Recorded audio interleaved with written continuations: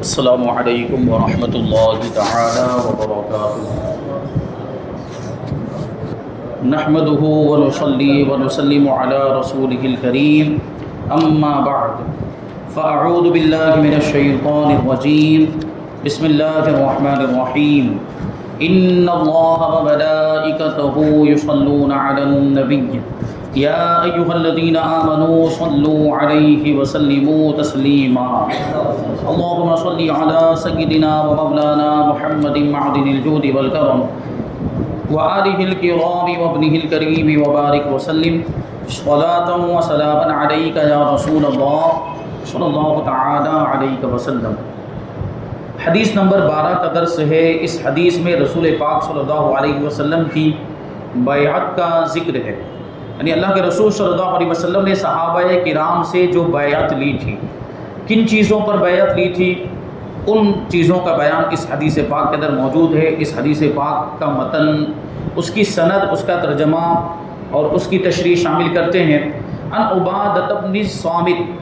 وکان شہید بدر وهو احد النقباء لیلۃ العقبہ ان رسول اللہ صلی اللہ علیہ وسلم قال وحوله عصابۃ من اصحابہ بایعونی علی الا تشرکوا باللہ شیئا ولا تسرقوا ولا تزنوا ولا تقتلوا اولادکم ولا تأتوا ببہتان تفترونه بین ایدیکم وارجلکم ولا تعصوا فی معروف فمن وفى منكم فأجره على الله ومن أصاب من ذلك شيئا فعوقب في الدنيا فهو كفارة له ومن أصاب من ذلك شيئا ثم ستره الله فهو إلى الله إن شاء عفا عنه وإن شاء عاقبه فبايعناه على ذلك۔ حضرت عبادہ ابن صامت رضی اللہ تعالی عنہ جو بدر کی جنگ میں شریک ہوئے تھے، یعنی اصحاب بدر میں آپ کا شمار ہوتا ہے، اور جنگ بدر آپ کو معلوم ہے کہ اسلام کی پہلی جنگ جو کفار کے ساتھ ہوئی، دشمنوں کے ساتھ ہوئی، اس میں شریک ہونے والے صحابہ کرام کو ایک الگ ہی فضیلت حاصل ہے، امتیازی شان حاصل ہے۔ اس لیے یہاں پر خاص طور پر ان کی یہ صفت ذکر کی گئی کہ حضرت عبادہ ابن صامت رضی اللہ تعالیٰ عنہ جنگ بدر میں شریک ہوئے تھے اور لیلۃ العقبہ کے نقیبوں میں سے ایک ہیں۔ لیلۃ العقبہ یعنی عقبہ والی رات، اور عقبہ کا معنی ہوتا ہے گھاٹی والی رات۔ یہ ایک واقعے کی طرف اشارہ ہے، انشاءاللہ اس کی بات آگے آئے گی، اور نقیب کا کیا مطلب ہوتا ہے وہ بھی آگے بیان کریں گے۔ حضرت عبادہ ابن صامت رضی اللہ تعالی عنہ سے روایت ہے کہ رسول اللہ صلی اللہ علیہ وسلم نے اس حال میں جب کہ آپ کے ارد گرد صحابہ کرام کی ایک جماعت بیٹھی ہوئی تھی، یہ فرمایا کہ تم لوگ مجھ سے بیعت کرو ان باتوں پر، اللہ تبارک و تعالیٰ کے ساتھ کسی کو شریک نہ ٹھہراؤ گے، یعنی شرک نہیں کرو گے، چوری نہیں کرو گے، زنا نہیں کرو گے، اپنی اولاد کو قتل نہیں کرو گے، اپنے ہاتھ پاؤں کے درمیان گڑھ کر کسی پر بہتان نہ باندھو گے، کسی شرعی حکم میں نافرمانی نہیں کرو گے، تو جو اس عہد و پیمان کو پورا کرے گا اس کا اجر اللہ تبارک و تعالیٰ کے ذمے ہے، اور جو ان گناہوں میں سے کچھ کر بیٹھے اور اس کو دنیا میں اس کی سزا مل جائے تو یہ اس کے لیے کفارہ ہے، اور جس نے ان گناہوں میں سے کسی گناہ کو کر لیا اور اللہ تبارک و تعالیٰ نے اس گناہ کو چھپائے رکھا تو اس کا معاملہ اللہ تبارک و تعالیٰ کے حوالے ہے، وہ چاہے گا تو اس کو معاف فرما دے گا یا آخرت میں اس کو سزا دے گا۔ تو ہم سب لوگوں نے حضور پاک صلی اللہ علیہ وسلم سے اس بات پر بیعت کی، یعنی یہ جو حضور پاک صلی اللہ علیہ وسلم نے ان سے وعدہ لیا، عہد لیا ان گناہوں سے بچنے کا، صحابہ کرام نے ان ساری باتوں پر حضور پاک صلی اللہ علیہ وسلم کے دست مبارک پر بیعت کی۔ اب اس حدیث کے جو راوی ہیں وہ ہیں حضرت عبادہ ابن صامت رضی اللہ تعالیٰ عنہ۔ چونکہ پہلی مرتبہ اس کتاب میں ان کا نام آیا ہے راوی کے طور پر، اس لیے ان کے مختصر حالات بیان کرتے ہیں۔ کہتے ہیں حدیث مذکور کے راوی حضرت عبادہ ابن صامت رضی اللہ تعالیٰ عنہ بہت ہی نامی گرامی مشہور صحابی رسول ہیں، اور انصاری صحابہ میں آپ کا شمار ہوتا ہے، مدینہ منورہ کے صحابہ میں آپ کا شمار ہوتا ہے۔ بہت ہی حسین و جمیل اور خوبصورت اور نہایت ہی قداور، یعنی آپ کی ہائٹ بھی بہت اچھی، بہت مناسب تھی، قوی ہیکل اور مضبوط بدن کے آدمی تھے، بڑے طاقتور تھے، عقبہ اولا، عقبہ ثانیہ، جنگ بدر، جنگ احد، بیعت الرضوان وغیرہ تمام مشاہد اور تمام لڑائیوں میں اور جنگوں میں آپ شریک ہوئے، اور سب سے پہلے فلسطین کے حاکم یہی بنائے گئے۔ یعنی فلسطین جب فتح ہوا، بیت المقدس جب فتح ہوا، کب فتح ہوا؟ حضرت فاروق اعظم رضی اللہ تعالیٰ عنہ کے دور حکومت میں، دور خلافت میں۔ تو سب سے پہلے وہاں کے حاکم بنائے گئے، حضرت عبادہ ابن صامت رضی اللہ تعالیٰ عنہ وہاں کے گورنر بنائے گئے سب سے پہلے۔ حضرت امیر المؤمنین حضرت عمر رضی اللہ تعالیٰ عنہ نے ان کو شام کا قاضی بھی بنا دیا، کیونکہ فلسطین کا جو علاقہ ہے وہ بھی ملک شام میں آتا ہے، سیریا میں آتا ہے، اس لیے آپ کو پورے ملک شام کا قاضی بنا دیا۔ اور قاضی سے مراد قاضی شرع، شریعت کے فیصلے کرنے والے۔ یہ شہر حمص میں مقیم ہو گئے تھے، یہ بھی ملک شام کے اندر ایک شہر کا نام۔ پھر فلسطین چلے آئے اور 34 ہجری میں بمقام رملہ 72 برس کی عمر پا کر وصال فرمایا۔ آپ نے 181 حدیثیں روایت فرمائی ہیں۔ عبادہ نام کے 12 صحابی ہیں، مگر عبادہ ابن صامت آپ کے سوا کسی صحابی کا نام نہیں ہے۔ یعنی جب عبادہ ابن صامت بولا جاتا ہے تو آپ ہی کی ذات مراد ہوتی ہے۔ بخاری شریف میں آپ کی روایت کی ہوئی حدیثوں کی تعداد کل 9 ہے۔ اب اس حدیث کی توضیح کی طرف آتے ہیں، الفاظ کے بارے میں کہتے ہیں۔ اس حدیث میں چند الفاظ کی تشریح بیان کرتے ہیں کہ سب سے پہلے بدر، حدیث میں بدر کا لفظ آیا۔ مدینہ منورہ سے تقریباً 80 میل کے فاصلے پر، یعنی 150 کلومیٹر، تقریباً 150 کلومیٹر کے فاصلے پر ایک گاؤں کا نام ہے بدر۔ زمانہ جاہلیت میں یہاں سالانہ ایک میلہ لگتا تھا، یہاں ایک کنواں تھا جس کو بدر نام کے ایک آدمی نے بنوایا تھا، چنانچہ اسی شخص کے نام پر اس گاؤں کا نام بدر رکھ دیا گیا۔ یہی وہ تاریخی مقام ہے جہاں 17 رمضان المبارک 2 ہجری میں کفر و اسلام کا پہلا معرکہ ہوا، یعنی مسلمانوں کی کافروں کے ساتھ جنگ ہوئی۔ یہ پہلی جنگ تھی ہجرت کے بعد، مدینہ منورہ آنے کے بعد یہ پہلی جنگ ہوئی تھی مسلمانوں کی کفار کے ساتھ، جو جنگ بدر کے نام سے مشہور ہے۔ اس جنگ میں شریک ہونے والے صحابہ کا درجہ بہت ہی بلند ہے، ان کو ایک امتیازی شان اور خصوصیت حاصل ہے۔ اسی اعزاز کو ظاہر کرنے کے لیے، اسی خصوصیت کو ظاہر کرنے کے لیے راوی نے حضرت عبادہ ابن صامت رضی اللہ تعالی عنہ کے تعارف میں یہ کہا وکانا شہید بدرن کہ حضرت عبادہ ابن صامت رضی اللہ تعالی عنہ جنگ بدر میں شریک ہوئے تھے۔ اب اس میں ایک لفظ آیا ہے نقبہ کا۔ نقبہ یہ نقیب کی جمع ہے، نقیب کا بہووچن ہے۔ اس کے معنی ہے سردار قوم یا قوم کا ذمہ دار، قوم کا نگہبان، قوم کی نگرانی کرنے والا، جس کو مکھیا بھی کہتے ہیں ہندی زبان میں۔ تو ان کو سردار بنایا گیا تھا مدینہ منورہ کے صحابہ کرام کا۔ اس کے پیچھے ایک واقعہ ہے، اس کو بھی آگے بیان کریں گے۔ آگے ایک لفظ ہے حدیث پاک کے اندر، وہ ہے لیلۃ العقبہ۔ اس لفظ کا ترجمہ ہوتا ہے گھاٹی کی رات۔ عقبہ مانے گھاٹی اور لیلہ مانے رات۔ گھاٹی مطلب پہاڑ، 2 پہاڑوں کے بیچ کا راستہ، 2 پہاڑوں کے بیچ میں جو خالی جگہ ہوتی ہے اس کو عقبہ کہا جاتا ہے، اس کو گھاٹی کہا جاتا ہے، انگلش میں اس کو ویلی کہا جاتا ہے۔ مگر تاریخ اسلام میں یہ ایک تاریخی جگہ اور تاریخی رات کا نام ہے، یعنی اس سے کوئی عام گھاٹی مراد نہیں ہے، اس سے کوئی عام پہاڑوں کے درمیان کا راستہ مراد نہیں ہے، بلکہ ایک خاص گھاٹی مراد ہے اور اس کے پیچھے ایک خاص واقعہ ہے، اسی کی طرف اس میں اشارہ کیا گیا۔ حضور پاک صلی اللہ علیہ وسلم کا یہ طریقہ تھا کہ ہر سال حج کے موقع پر آپ قبائل عرب کے سامنے دعوت اسلام پیش فرمایا کرتے تھے۔ یعنی کب؟ ہجرت سے پہلے، جب حضور پاک صلی اللہ علیہ وسلم مکہ مکرمہ میں مقیم تھے تو حج کرنے کے لیے جو بھی عرب کے قبیلے آتے، عرب کے لوگ آتے تھے، یعنی مکہ مکرمہ کے علاوہ، کیونکہ مکہ مکرمہ میں تو آپ کی جو تبلیغی کوششیں تھیں وہ مسلسل جاری تھی، کفار کو آپ اسلام کی دعوت دیتے ہی رہتے تھے، لیکن جو دوسرے قبیلے کے لوگ ہوتے وہ سال میں 1 مرتبہ مکہ مکرمہ آتے تھے حج کرنے کے لیے، تو اللہ کے رسول صلی اللہ علیہ وسلم خفیہ طور پر چھپ کر پوشیدگی کے ساتھ ان کے درمیان اسلام کی تبلیغ فرمایا کرتے تھے، ان کو اسلام کی دعوت دیتے۔ تو اسی میں مدینہ منورہ کے قبائل بھی حج کرنے کے لیے آتے تھے، یعنی ابھی ہجرت ہوئی نہیں ہے۔ مدینہ منورہ میں 2 مشہور قبیلے رہا کرتے تھے، ایک کا نام تھا قبیلہ خزرج اور دوسرے کا نام تھا قبیلہ اوس۔ تو یہ دونوں قبیلے کے حضرات بھی حج کرنے کے لیے آتے، اللہ کے رسول صلی اللہ علیہ وسلم سارے عرب کے قبیلوں کے درمیان جا جا کر ان کو اسلام کی دعوت پیش فرمایا کرتے تھے۔ پہلے سال مینا کی گھاٹی میں، جو میدان ہے مینا کا میدان، جہاں مسجد العقبہ بنی ہوئی ہے، مدینے کے 6 شخصوں نے رات کی تاریکی میں چھپ کر اسلام قبول کیا۔ ان خوش نصیبوں کے نام یہ ہیں: ابو الہیثم بن تیہان، اسد بن زرارہ جو 1 ہجری میں وفات پا گئے، عوف بن حارث، رافع بن مالک یہ جنگ احد میں 3 ہجری میں شہادت سے سرفراز ہوئے، قطبہ بن عامر یہ جنگ یمامہ میں شہید ہوئے، اور حضرت جابر ابن عبداللہ رضی اللہ تعالی عنہم یہ صاحبان مینا کی گھاٹی میں اسلام قبول کرنے کے بعد اپنے اپنے گھروں کو روانہ ہو گئے، یعنی مدینہ منورہ واپس ہو گئے، اور وہاں جانے کے بعد اسلام کی تبلیغ کرنے لگ گئے۔ یہ خود مسلمان ہو گئے۔ اب مدینہ منورہ میں ان لوگوں نے اسلام کو پھیلانا شروع کر دیا۔ ابھی تک حضور پاک صلی اللہ علیہ وسلم مدینہ منورہ تشریف نہیں لائے، بس یہ ابھی 6 صحابہ کرام مدینہ منورہ کے رہنے والے جو مسلمان ہو گئے تھے، انہوں نے مدینہ میں اسلام پھیلانا شروع کر دیا۔ دوسرے سال حج کے موسم میں 12 آدمی مدینہ منورہ سے آئے، اور ان 6 حضرات کی کوششوں کی وجہ سے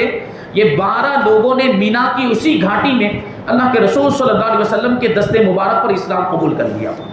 یعنی پہلے سال 6 لوگ مسلمان ہوئے تھے، دوسرے سال 12 لوگ مسلمان ہو گئے، اور ان لوگوں نے اسلام پر قائم رہنے کا عہد و پیمان بھی کیا۔ یہی وہ بیعت ہے جو سیرت النبی کی تاریخوں میں بیعت عقبہ اولیٰ کے نام سے مشہور ہے، کیونکہ وہ عقبہ یعنی گھاٹی میں ہوئی ہے بیعت، اس وجہ سے اس کا نام رکھ دیا بیعت عقبہ اولیٰ، یعنی پہلی عقبہ والی بیعت، گھاٹی والی بیعت۔ ان 12 اشخاص نے بیعت کرنے کے بعد یہ خواہش ظاہر کی احکام اسلام کی تعلیم کے لیے کوئی معلم ان کے ساتھ مدینہ منورہ بھیج دیا جائے، یعنی کوئی صحابی رسول کو ہمارے ساتھ بھیجا جائے جو ہمیں اسلام کی باتیں سکھائے، شریعت کے احکام سکھائے، قرآن کی آیتیں سکھائے، قرآن پڑھنا سکھائے۔ تو یہ بات عرض کی تھی صحابہ کرام نے، مدینہ منورہ کے صحابہ کرام نے۔ چنانچہ حضور پاک صلی اللہ علیہ وسلم نے حضرت مصعب ابن عمیر رضی اللہ تعالیٰ عنہ کو ان لوگوں کے ساتھ مدینہ منورہ بھیج دیا تھا، ان کو تعلیم دینے کے لیے معلم اور استاذ کے طور پر۔ پھر اس سے اگلے برس 70 یا 72 حضرات نے مدینہ منورہ سے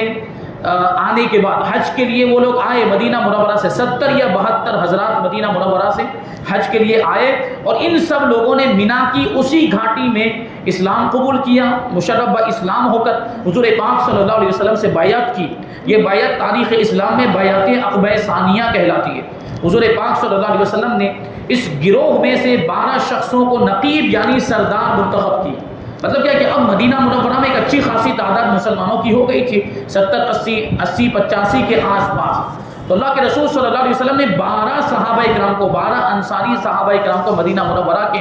رہنے والے 12 صحابہ کرام کو نقیب بنایا تھا، یعنی وہ مسلمانوں کا نگراں بنا دیا تھا، مسلمانوں کا سردار بنا دیا کہ ان کی نگہبانی کرے اور ان کو جن بھی چیزوں کی ضرورت ہو وہ ان کو بہم پہنچائیں، ان کی ضرورتوں کو پورا کریں۔ وہ تو 9 اشخاص میں قبیلہ خزرج کے 9 افراد جو تھے وہ قبیلہ خزرج سے تعلق رکھتے تھے، اور 3 جو حضرات تھے وہ قبیلہ اوس سے تعلق رکھتے تھے۔ انہی میں سے ایک نقیب حضرت عبادہ ابن صامت رضی اللہ تعالی عنہ بھی تھے جو اس حدیث پاک کے راوی ہیں۔ اسی لیے راوی نے ان کے تعارف میں یہ کہا ہے کہ وہ احد النقباء لیلۃ العقبہ، یعنی حضرت عبادہ گھاٹی کی رات میں منتخب ہونے والے نقیبوں میں سے ایک نقیب ہے جن کو قوم کا سردار بنایا گیا تھا۔ اللہ کے رسول صلی اللہ علیہ وسلم نے اسی گھاٹی میں حضرت عبادہ ابن صامت کو ان کی قوم کا سردار بنا کر بھیجا تھا، اور اسی رات کا نام تاریخ اسلام میں لیلۃ العقبہ ہے، یعنی گھاٹی والی رات جس میں بیعت ہوئی تھی۔ اس حدیث کا مطلب ترجمے سے ہی ظاہر ہے، جس کا خلاصہ یہ ہے کہ حضور پاک صلی اللہ علیہ وسلم نے حاضرین مجلس سے 6 چیزوں پر بیعت لی، یعنی 6 چیزوں کا وعدہ لیا، اور صحابہ کرام رضوان اللہ تعالی علیہم اجمعین نے بیعت کر کے ان گناہوں کو ترک کر دینے کا سچا وعدہ اور مصمم عہد کیا، یعنی پکا عہد کیا۔ پہلے نمبر پر ہے کہ وہ شرک نہیں کریں گے، دوسرے نمبر پر یہ ہے کہ چوری نہیں کریں گے، تیسرے نمبر پر یہ ہے کہ زنا نہیں کریں گے، اور چوتھے نمبر پر یہ ہے کہ اپنی اولاد کو مفلسی کی وجہ سے یا لڑکیوں کو شرم اور عار کی وجہ سے قتل نہیں کریں گے، کیونکہ ہوتا یہ تھا کہ کوئی غریب ہوتا اولاد کو پال نہیں پاتا تو اپنی اولاد کو قتل کر دیا کرتا تھا، یا یہ کہ بچہ پیدا ہوا تو یہ سوچتا تھا کہ آگے اس کی پرورش کیسے کرے گا، وہ یہ سوچتا کہ میں تو غریب ہوں، میں اتنا کماتا نہیں ہوں، میرے پاس اتنا مال نہیں، دولت نہیں ہے، تو بچے کو پیدا ہونے کے ساتھ ہی قتل کر دیا جاتا تھا۔ یا لڑکیاں شرم و عار کی وجہ سے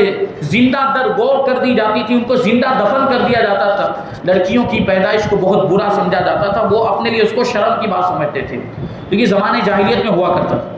تو اس پر بھی حضور نے عہد لیا کہ اپنی اولاد کو مفلسی، تنگدستی، غریبی کی وجہ سے قتل نہیں کریں گے، یا لڑکیوں کو شرم اور عار کی وجہ سے قتل نہیں کریں گے۔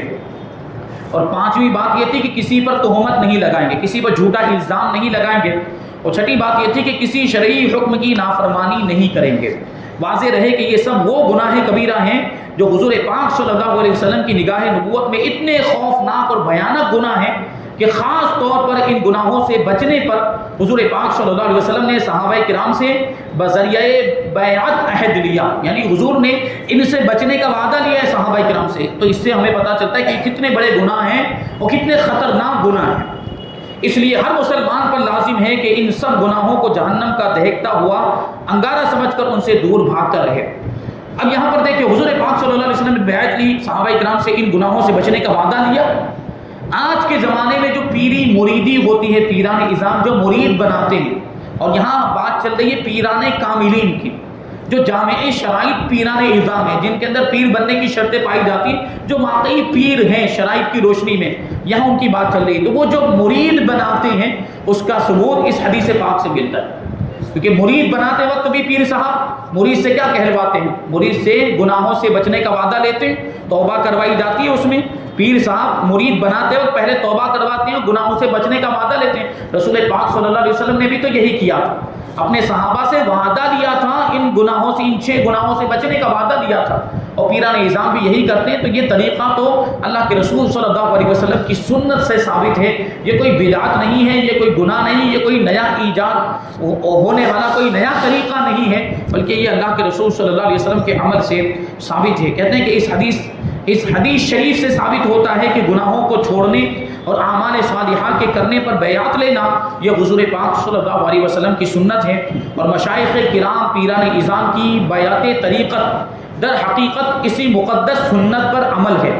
یہ حدیث در حقیقت ان منکرین تصوف کے لیے زبردست تعزیانہ عبرت ہے، یعنی جو تصوف کا انکار کر دیتے ہیں، جو پیری مریدی کا انکار کرتے ہیں، پیری مریدی کو بدعت کہتے ہیں، ان کے لیے اس حدیث پاک کے اندر سبق موجود ہے۔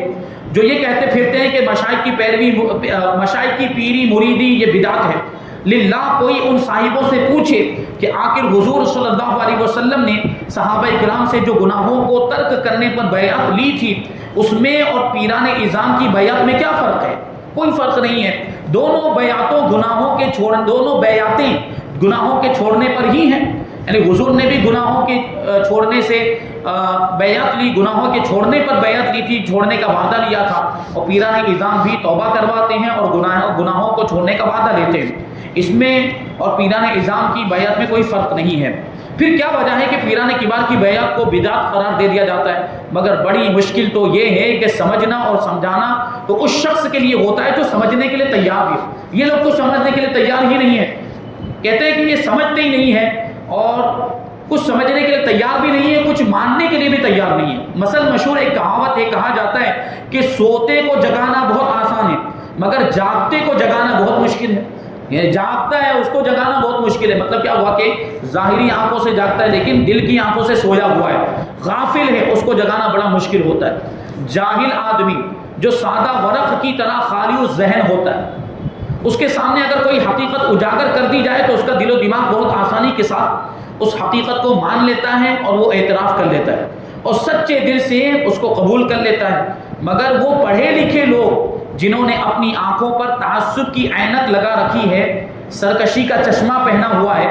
عناد اور انکار اور بحث و تکرار کی آگ نے جن کے دل و دماغ میں فہم و بصیرت کے آشیانے کو جلا کر بھسم کر دیا ہے، ان کے سامنے لاکھ مرتبہ کسی حقیقت کے چہرے سے نقاب اٹھایا جائے مگر نہ وہ حق کو دیکھتے ہیں، نہ حق کو سنتے ہیں، نہ ہی حق کا اعتراف کرتے ہیں۔ ان کے دلوں پر پردے پڑ چکے ہیں، ان کے دماغوں پر پردے پڑ چکے ہیں، حق بات دیکھتے ہیں، سنتے ہیں لیکن سمجھتے نہیں ہیں، قبول نہیں کرتے۔ ایسے ہی لوگوں کے بارے میں قرآن مجید میں ارشاد فرمایا گیا صم بکم عمی، کہ وہ بہرے ہیں، گونگے ہیں اور اندھے ہیں، حالانکہ ان کی آنکھیں سلامت ہیں، کان سلامت ہے، زبان بھی سلامت ہے، لیکن پھر بھی ان کو بہرا، گونگا اور اندھا کہا گیا۔ یعنی آنکھ سلامت ہونے کے باوجود وہ حق کو دیکھتے نہیں ہیں، کان سلامت ہونے کے باوجود حق بات سنتے نہیں ہیں، اور زبان سلامت ہونے کے باوجود حق بات بولتے نہیں ہیں، اس لیے ان کو بہرا، گونگا اور اندھا کہا گیا۔ اور کہیں پر یہ فرمایا لا تعمل ابصار ولکن تعمل قلوب التي في الصدور، یعنی سر کی آنکھیں اندھی نہیں ہوتی لیکن ان کے سینوں میں چھپے ہوئے دل اندھے ہو جاتے۔ سر کی آنکھیں تو سلامت ہیں، ان آنکھوں سے تو دیکھتے ہیں، لیکن دل کی آنکھیں ان کی اندھی ہو چکی ہیں، دل سے وہ ایسے غافل ہو چکے ہیں کہ بالکل بھی ان کو حق بات نظر نہیں آتی، سمجھ میں نہیں آتی ہے۔ یعنی آنکھوں کی بصارت تو رہتی ہے، آنکھوں کی ظاہری آنکھوں کی بینائی تو سلامت رہتی ہے، مگر دلوں کی بصیرت ختم ہو جاتی ہے، حق کو قبول کرنے کی صلاحیت ان کی ختم ہو جاتی ہے، کفر کی وجہ سے، سرکشی کی وجہ سے، اناد کی وجہ سے، ہٹ دھرمی کی وجہ سے ان کے ساتھ یہ معاملہ ہوتا ہے۔ واللہ تعالی اعلم۔ یہاں پر اس حدیث پاک کی تشریح مکمل ہو گئی۔ اس کے بعد حدیث نمبر 13 جو دنیا میں لباس اور آخرت میں فتنوں کا ذکر ہے اس حدیث پاک کے اندر، کہ کیسے کیسے فتنے ظاہر ہوں گے، لوگوں کے لیے خزانے کھول دیے جائیں گے، اور عورتوں کے بارے میں کہ کچھ عورتیں آخری زمانے میں ایسی ہوں گی کہ دنیا میں لباس پہنے ہوئے ہوں گی لیکن آخرت میں وہ بغیر لباس کے ہوں گی، برہنہ ہوں گی۔ لیکن عورتوں سے کون سی عورتیں مراد ہیں، انشاءاللہ تبارک و تعالیٰ اس حدیث پاک کی تشریح کو ہم آئندہ درس میں شامل کریں گے۔ اللہ تبارک و تعالیٰ کی بارگاہ میں دعا ہے کہ جو کچھ بھی بیان ہوا اس پر ہم سب کو عمل کرنے کی توفیق عطا فرمائے۔ نبی پاک صلی اللہ علیہ وسلم کے ارشادات، شریعت کے احکام، نبی پاک صلی اللہ علیہ وسلم کی سنتوں پر ہم سب کو عمل کرنے کی توفیق عطا فرمائے، ایمان کی سلامتی عطا فرمائے اور ایمان پر ہم سب کا خاتمہ فرمائے۔ وما علینا الا البلاغ۔